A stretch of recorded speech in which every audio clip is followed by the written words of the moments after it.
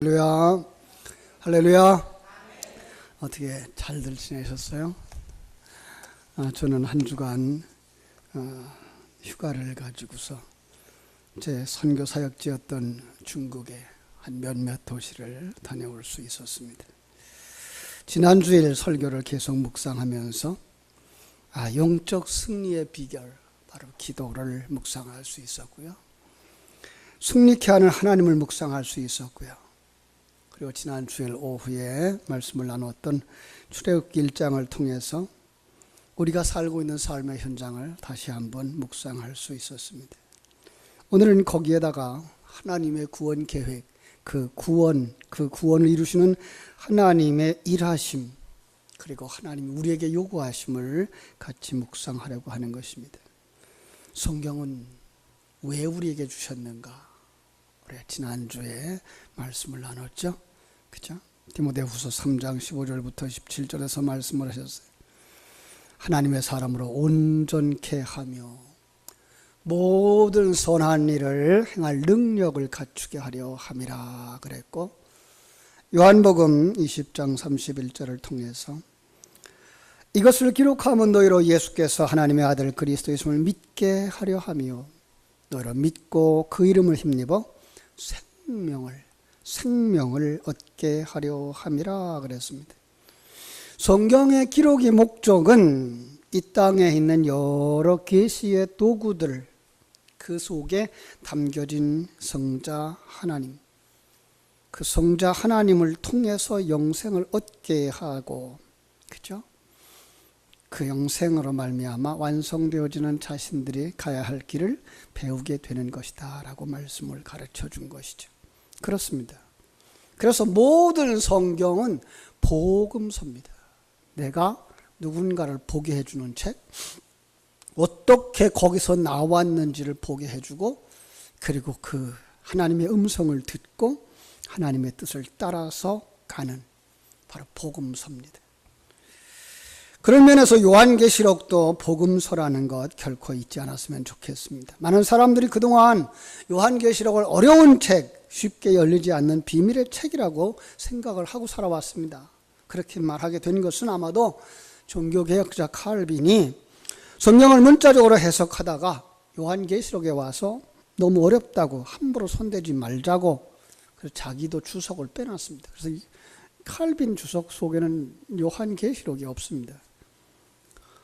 칼빈의 신학사상들을 존중했던 많은 사람들이 그분처럼 이렇게 계시록을 풀지 않았습니다. 그 바람에 이단들의 전유물처럼 되어져 버렸어요. 그런가 하면 오늘날도 요한계시록을 풀어보겠다고 손을 대는 많은 사람들이 자신들은 굉장한 실력이 있는 사람이라고 이렇게 생각을 하기도 하고요. 그런가 하면 요한계시록을 풀어나는 이단들의 이야기를 귀 기울이고 빠져들어가는 사람들을 보게 됩니다. 그렇지 않습니다. 성경은 창세기에도 복음을 말하고 있는 복음서고, 요한계시록도 복음을 말하고 있는 복음서입니다. 우리 한번 따라합시다. 모든 성경은 복음이다. 모든 성경은 복음입니다. 성경은 그래서 반복적이고 점진적인 문학 기법으로 풀어내는 책입니다. 가장 처음에 창세기 1장 1절부터 2장 3절까지 통해서 7일 동안에 천지가 만물이 창조되고 완성되어지고 안식하는 그 과정을 통해서 구원을 설명해 줍니다. 그 구원은 계속해서 반복되어져 가는 겁니다. 마지막 요한계시록까지. 그걸 갖다가 점진적인 문학 기법이라고 말하는 것입니다. 그래서 성경 속의 사건과 인물들은 모두 다 하나님의 구원 메시지를 반복적으로 계시해 주는 계시의 도구들이다라고 생각하시면 됩니다. 그래서 오늘 본문도 앞뒤를 좀 살펴보면서 같이 들어갈 때 그 속에 진리를 발견하게 될 것입니다. 자, 16장으로 보면은요, 조금 앞으로 가봅니다. 진노의 7 대접이라고 작은 표지가 붙어져 있죠.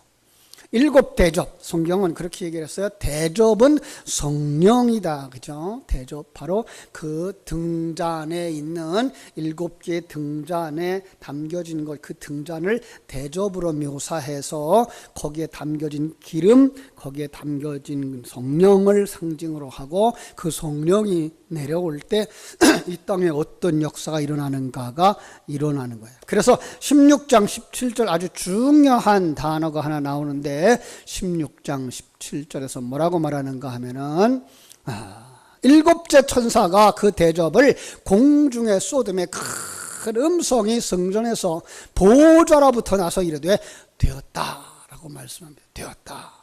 다 이루었다라고 하는 의미와 같은 뜻이죠. 그런데 다 이루었다라고 하는 말은 예수님이 십자가에서 하신 말이죠. 근데 그 의미와는 조금 다릅니다. 예수님은 십자가에서 다 이루었다는 것은 완성의 의미가 아니라 목적을 다 이루셨다라는 겁니다. 이 땅에 오셔서 자신이 해야 하는 계시의 내용들을 다 완성한 것이 뭡니까? 십자가입니다. 그런데 요한계시록에 나오는 이 성령으로 말미암아서 되었다라고 하는 것은 그 예수 그리스도의 사역이 성도들의 삶 속에 들어가서 성도들을 완성시켰을 때 나오는 완성의 의미에 되었다라는 거예요. 성경은 반복한다고 말씀했습니다.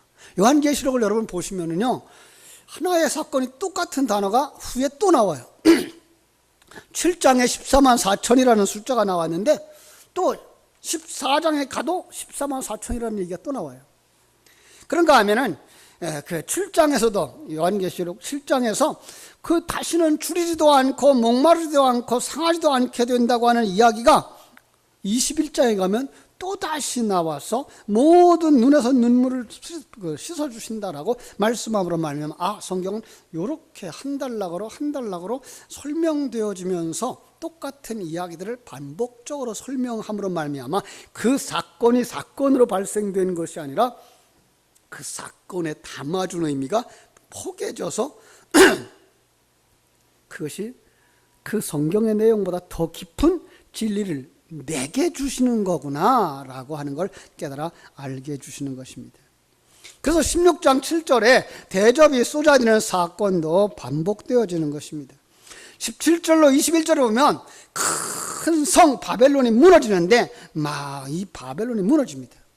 그럼 뭐가 없어져요? 이 땅에 있는 것이 다 없어집니다. 어떻게 그것이 가능하냐라는 이야기가 이제 17장, 18장에서 나오는 겁니다. 어떻게 그게 다 없어지느냐? 바로 하나님의 일하심이죠. 그러고 나면 다 없어지고 나면 18장, 19장에서 뭐가 출현합니까? 완성되어진 그리스도의 신부가 결혼 행진곡과 함께 등장하는 것을 보게 됩니다. 그렇게 되면 어떻게 돼요? 19장에 다시 백마 타고 나타나는 왕자 예수 그리스도가 나타나서 그와 함께 결혼식장에 들어가는 것으로 한 단락의 그림은 끝나게 되는 것입니다. 우리의 구원은 예수 그리스도와 함께 한 몸을 이루는 우리의 영적인 결혼으로 완성되어지는 것을 보게 되는 것입니다.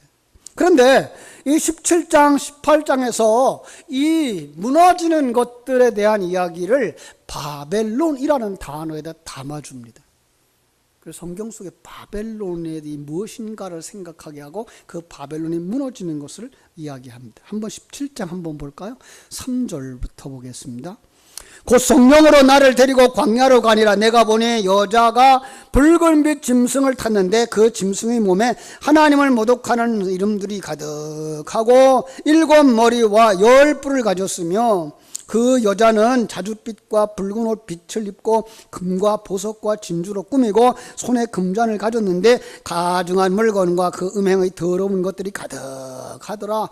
그의 이마에 이름이 기록되었으니 비밀이라 큰 바벨론이라 땅의 음료들과 가증한 것들이 엄이라 하였더라. 이렇게 말해요. 자, 이게 우리는요 그냥 성경 읽고서 아 그렇구나라고 생각해요. 근데 이걸 우리가 그대로 형상으로 생각하면 그대로 형상이 나올 수 있을까요? 머리가 7인데 뿔이 10개가 달릴 수 있어요? 그죠? 한 머리에 하나씩 달리면 7뿔이어야 되는데 10개의 뿔이래요. 상징인 거죠. 7이라는 것은 자기들이 뭐 한 거예요? 세상의 머리가 되고 싶어 하는 거죠. 그 힘이 얼마나 강한지가 열이라고 하는 숫자로 묘사되고 있는 거예요. 세상의 사상들인 것을 알 수가 있게 되는 거죠. 그렇죠? 그래서 가만히 살펴보면 바벨론이라고 하는 단어가 나오는데 그 바벨론의 또 다른 이름이 뭐예요? 음녀라고 나오는 거예요. 음녀 그러면은 생각나야 될 사람이 있습니다. 고멜이죠. 그죠? 자기 신랑 호세아를 버리고 정부를 따라서 가서 망하는 여자. 그런데 거기에 호세아는 뭐 합니까? 30을 가지고 가서, 은 30을 가지고 가서, 은 15과 보리 한 호멜 반을 가지고 가서 뭐예요? 다 팔아서 뭘 사요? 그 여인을 사가지고 오는 겁니다. 구원에 간 하나의 그림인 것입니다. 그런데 이 멸망당할 바벨론, 그 망할 수밖에 없는 음료를 이 성경 속에서 이렇게 바벨론이라는 단어로 삼아가지고 바벨론이 무엇인가를 설명하는데 성경에 배에서 바벨론이 세 군데 나옵니다. 하나는 어디죠? 창세기 10장에 등장하는 니므롯이 세운 바벨탑을 쌓는 그 자들의 뿌리, 그 바벨탑 쌓는 무리들의 사상. 전설에 의하면 니므롯은 태양신 숭배의 시초자가 되어졌고 그의 아내 세미라무스는 그 여신 숭배의 시초가 되어지죠. 이래서 이제 바벨론, 바벨탑 무너지게요. 그렇죠?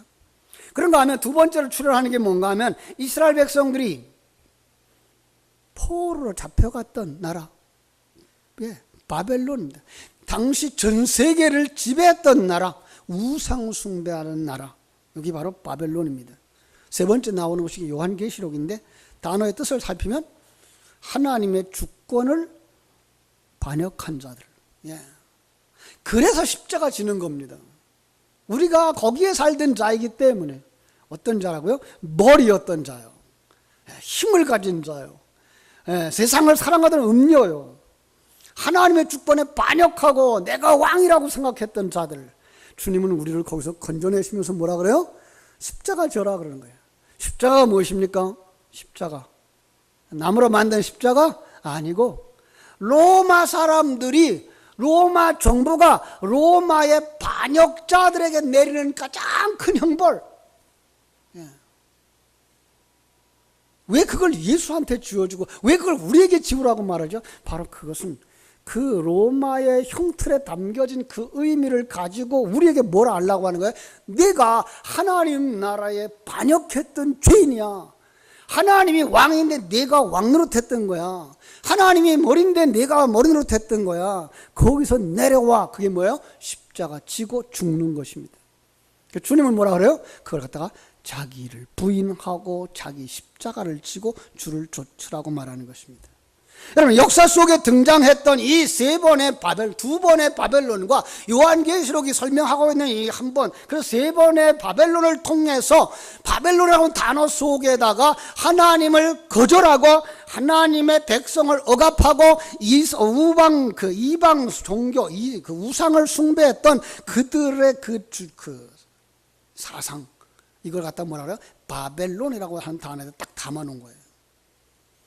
지난 주일 우리는 그들이 살던 곳 어디라 그랬죠? 그것을 애굽이란 단어를 썼습니다. 그런데 전체 성경을 보면 바로 오늘 우리가 살고 있는 이 세상을 바벨론이라고 말하고 이 세상을 애굽이라고 말하고 있는 것을 알게 되는 겁니다. 세속적인 사고가 가득하고 사단에게 먹혀버린 이 세상. 오늘 본문은 뭐라고 말씀합니까? 4절 한번 보겠습니다. 자, 18장 4절 다 같이 읽겠습니다. 또 내가 들으니 하늘로부터 다른 음성이 나서 이르되 내 백성아 거기서 나와 그의 죄에 참여하지 말고 그가 받을 재앙들을 받지 말라. 내 백성들아 거기서 나오라 라고 말씀하고 있습니다. 어디서?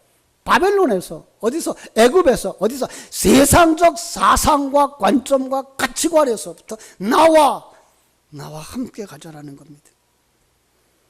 하나님은 이 말씀 속에서 우리에게 이렇게 말씀하고 있습니다. 하나님은 항상 말씀하고 계신다는 겁니다. 여러분, 하나님의 음성을 듣게 되기를 주님의 이름으로 축원합니다. 마태복음 16장에 보면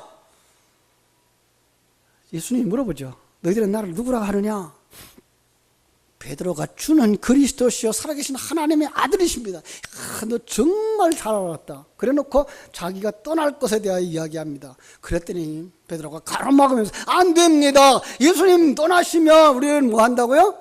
닭 쫓은 개 지붕 쳐다보는 꼴이 됩니다. 당신이 왕이 되어지고 이 다윗 왕국의 왕이 되어지면 우리는 한 자리 하려고 지금 쫓아가고 있는데 당신이 가신다고 그러면 안 됩니다. 예수님이 어떻게 해요? 그래서 그들을 데리고서 이제 산에 올라갑니다. 베드로와 요한과 야곱을 데리고서 산으로 올라가자 거기서 예수님이 하얗게 변합니다. 얼마만큼? 해보다 더 밝아, 해보다 더 환하게. 그래서 쳐다볼 수가 없습니다. 거기에 모세가 나타나고 엘리야가 나타나고 제자들이 그 상황을 보고 어쩔 줄 모릅니다. 그때에 하늘에서 음성이 들립니다. 뭐라고요?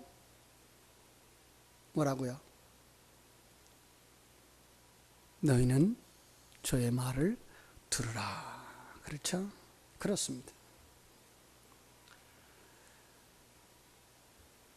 호렙산에서 양치기 하던 모세에게 하나님이 나타나서 말씀하십니다.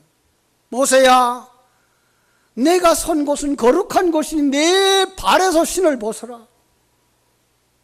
하나님의 음성이 들립니다. 사무엘상 3장에 보면 제사장 엘리 앞에서 여호와를 섬기던 사무엘에게 하나님의 음성이 들립니다. 그런가 하면 다메섹으로 달려가는 사울의 귀에 하나님의 음성이 들립니다. 여러분, 하나님은 언제나 우리에게 말씀하고 있는데 우리가 세상 소리를 듣느라고 하나님의 음성을 듣지 못할 뿐이지 하나님은 우리에게 말씀하고 있습니다. 여러분, 이 예배를 통해서 여러분들이 하나님의 음성 듣게 되기를 주님의 이름으로 축원합니다. 세상 소리를 끊을 때, 세상의 사상을 거부할 때, 세상의 생각을 내려놓을 때에만 하나님의 음성은 들리게 되어져 있습니다. 성전을 사랑하고 말씀을 사랑하는 그 사무엘에게 하나님의 음성이 들렸던 것처럼 사랑하는 여러분, 하나님의 음성 듣게 되기를 주님의 이름으로 축원합니다. 기도의 자리로 나아가기를 바랍니다. 양치는 자리로 나아가기를 바랍니다. 하나님의 음성이 들릴 것입니다. 하나님의 음성을 들어야 하나님을 알고, 하나님의 음성을 들어야 하나님의 뜻을 알고, 하나님의 음성을 들어야 자기에게 주신 사명을 감당하게 될 줄로 믿습니다. 이번 휴가 기간에 선교지를 방문할 때 같이 가신 분이 한 분 있었어요. 바로 여러분들 아실지 모르지만 그 라이프 성경이라고 하는 성경을 찍어냈던 기독지혜사 사장 강도환 집사였어요. 이분은 목사의 아들로 태어난 사람입니다. 하나님의 은혜 가운데 자신의 그릇을 깨닫고서 아버지의 이름으로 성경을 성도들이 읽기 좋게, 이해하기 좋게 만들었습니다. 그게 이거 라이프 성경인데요. 정말 옛날에 있었던 시커먼 성경 속에다 칼라를 넣고 보기 좋게 만들어서요. 300만 부가 팔렸답니다. 한국에서만.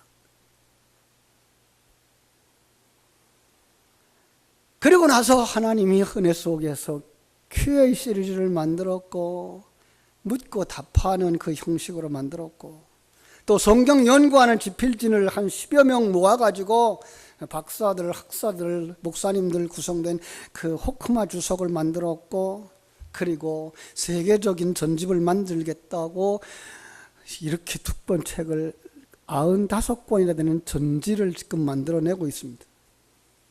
그걸 한 10년쯤 준비를 했고, 거의 이제 준비가 다 끝났는데요. 10년이 아니라 그 시작을 해서 다시 계속 써낸 것이 이제 24년이 된 거예요. 그 10년쯤 되던 2002년에 간경화로 쓰러집니다.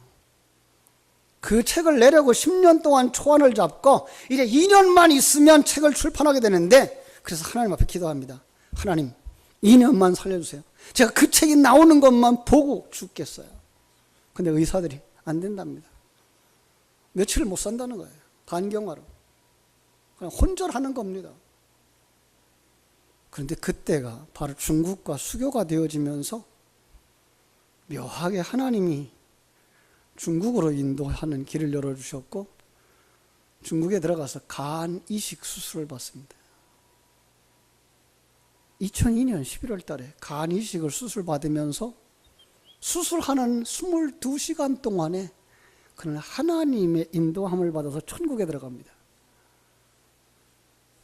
천국에 들어가서 예수님 천사들에 의해서 들어가는데 그 예수님을 만나고 예수님을 만나니까 예수님이 그렇게 말씀하시더래요. 야, 왜 내가 일을 했니? 내가 일을 하니까 그렇게 몸이 망가지지. 내게 맡기지 그랬니?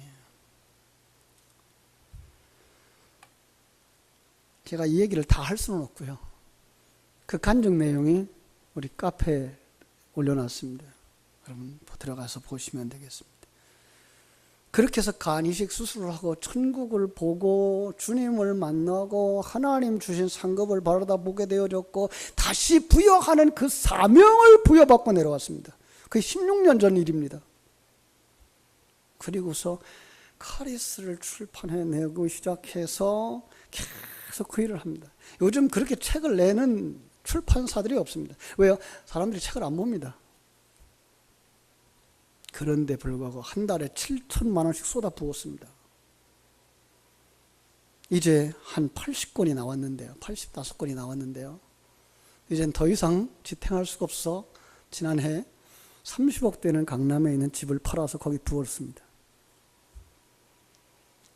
그런데 자기만 하나님을 만나고 하나님의 음성을 듣는 게 아니라 그 일을 돕던 아들이 하루에 20시간씩 하루에 18시간씩 그 연구하고 책을 만들어내던 그 아들이 그 속에서 하나님을 만나고 하나님의 음성을 듣고 함께 그 일을 하고 하나님이 이제 길을 열어서 중국어로 된 번역 성경을 이제 중국에 보급하기 시작을 합니다. 중국 정부가 절대로 못 들어오게 합니다. 그런데 하나님이 길을 열어서 들어가고 있습니다. 그분 그래요. 그 집을 팔았다고 하는 얘기를 하면서 내 거 아니잖아요. 내가 갈 때 가져갈 거 아니잖아요. 지금은 더 이상 지탱할 수가 없어서 집필이 다 끝났으니까 집필지는 빼고 이제 출판하는 분들만 한 10명 가지고서 그 일을 하는데 한 달에 한 3천만 원씩을 끌어다 써야 된답니다. 근데 기가 막힌 것은 그의 그 받은 은혜 때문에 그 말씀을 전하고 책을 제시하면 한 달이면 한 20명의 목사님들을 만나서 책을 전달한답니다. 돈을 보고 하는 게 아니라 한국 교회 강단을 살리기 위해서. 책값이 일정하지 않습니다. 책값은 한 200만 원 됩니다.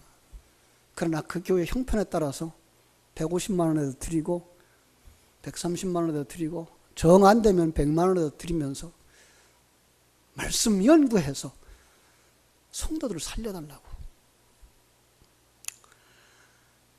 전 큰 은혜를 받았습니다. 가서 통역을 해주면서 그가 전하고자 하는 그 메시지가 그의 뜨거운 열정이 제게 전달되는데 저녁마다 눈물을 흘릴 수밖에 없었습니다. 여러분, 그는 이렇게 얘기합니다. 하나님을 만나니 하나님의 음성을 들으니 사명이 드러나고 헌신이 되어지더라는 겁니다. 헌신하지 못하고 섬기지 못하고 하나님 못하지 못해서 그렇다는 겁니다. 하나님의 음성을 듣지 못해서 그렇다고 하는 것입니다. 주님의 음성을 듣는 자리로 나아갈 수 있기를 주님의 이름으로 축원합니다. 이제 하나님의 말씀을 들으셨으면 움직여야 합니다. 4절 다시 한번 읽습니다. 또 내가 들으니 하늘로부터 다른 음성이 나서 이르되 내 백성아 거기서 나와 그의 죄에 참여하지 말고 거기서 나와 그가 받을 재앙들을 받지 마라. 거기서 나오라고 말합니다. 이제 일어나야 됩니다. 거기서 나와야 됩니다. 언제까지 거기서 머뭇머뭇하다가 세상 망할 때 같이 망하시렵니까? 이제 우리 본문으로 가보겠습니다. 앞에 있는 2절, 3절. 여러분 거기가 어떤 곳일까요? 우리가 마땅히 떠나야 되는 곳. 귀신들의 초소, 이 세상입니다. 더러운 영이 모이는 곳입니다. 각종 더럽고 가증한 새들이 모이는 곳입니다. 음행의 진노의 포도주로 만국이 무너지는 곳입니다. 땅의 임금들이 음행의 진노의 포도주로 음행하고 땅의 장사꾼들이 그 사치의 세력으로 인하여 치부하는 것, 그게 전부인 줄 알고 이 세상에 쌓고 있는 것들. 하나님은 롯을 향하여서 멸망할 소돔과 고모라에서 나오라고 말씀하신 것처럼 말씀을 통해서, 진리를 통해서, 성령을 통해서 말씀하십니다. 거기서 나오라, 거기서 나오라, 일어나라 라고 말씀하고 있습니다.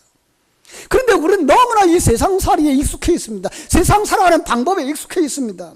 마치 이스라엘이 애굽에서 430년 동안 살면서 애굽화 되어진 것처럼 우리는 이 사단이 속한 세상에 살면서 세상화, 아니 더 나아가서 사단화 되어져 있는 우리의 모습을 보게 됩니다.